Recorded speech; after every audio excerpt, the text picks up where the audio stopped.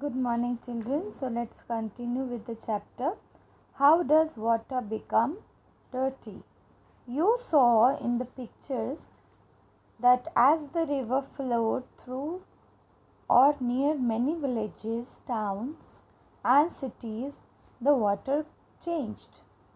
The people used the river water for many different things, such as washing clothes, bathing animals, and cleaning utensils.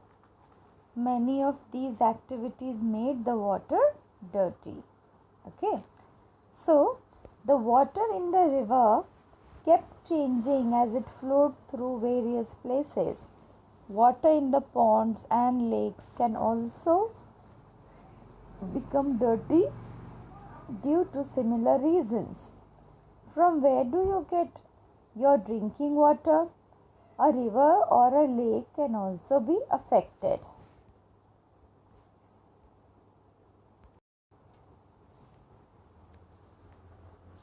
What will you do?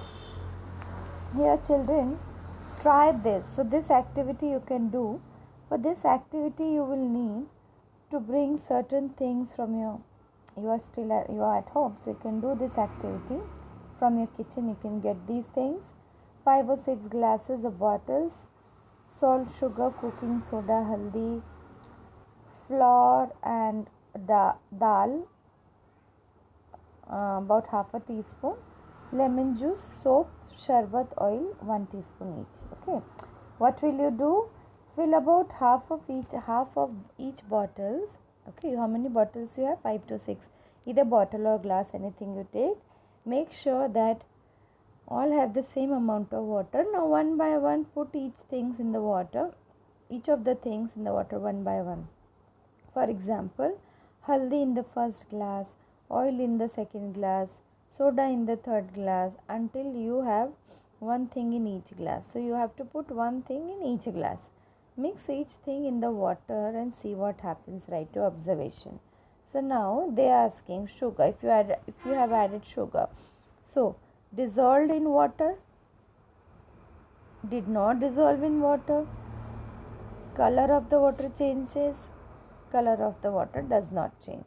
So out of all, one, salt, sugar, lemon juice, haldi, soap water, all these things to be added, and then you have to see whether we have to fill up this observation table. Okay, and then you have to show it to me. Okay, now you have to answer these. Do all things dissolve in water? Does the color of the water always change? Did oil dissolve in water? How can you say whether it has dissolved or not? See, if it disappears, means dissolved. If it's still floating, or if it is settling down, means it is not dissolved.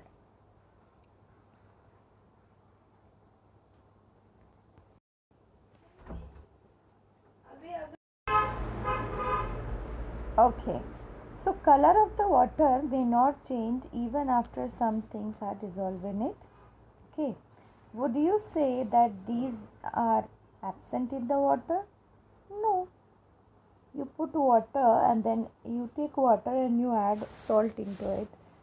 Most of the time the color of the water doesn't change. Yeah, the salt dissolves into it.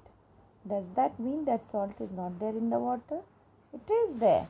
Okay, so imagine how it would be if things like sugar, salt, lemon juice, sharbat, etc. could not dissolve in water. Imagine how it would be if things like stones, chalk, plastic, and garbage would dissolve in water.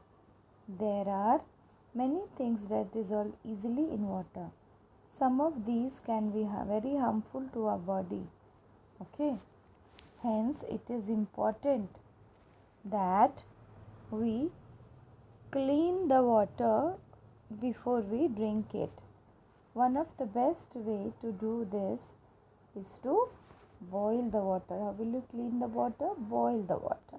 Okay, you just need to boil the water. If for some reason this cannot be done, you might think of some other ways to clean the water. How is drinking water cleaned in your house? Maybe using RO, isn't it? Can we use water purifiers?